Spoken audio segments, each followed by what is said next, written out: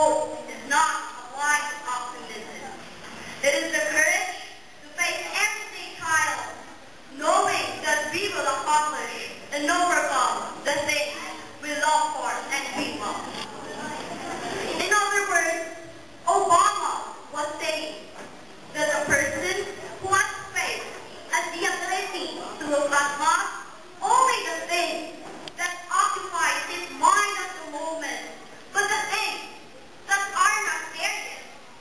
He is able to see beyond today, tomorrow, a week from now, a month, a year, or maybe one generation from now. Corruption is so widespread in our society.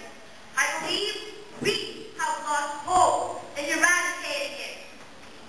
All my life, I have not littered, but the streets are full of it. So what for? A candy wrapper could no longer aggravate the past on garbage in the street. The short-sightedness of this view leads us to despair. And despair pushes us to meet up not done by people who hope and continue to hope. The mind that thinks this kind of God no longer believes in the saying that we sow, we reap. His vision could not extend far enough to the harvest season. So he does not believe in what will come.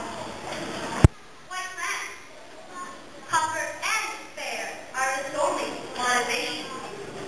Not hope, anchored in the belief that tomorrow brings an opportunity to eat sadness, feed the hungry, and feel the need.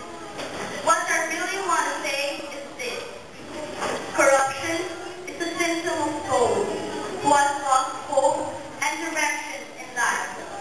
If we really want to eradicate corruption, we need to toil to bring back hope and faith in our lives.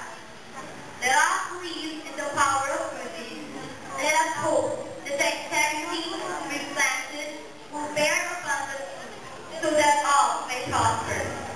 Thank you very much, and mabuhay. Corruption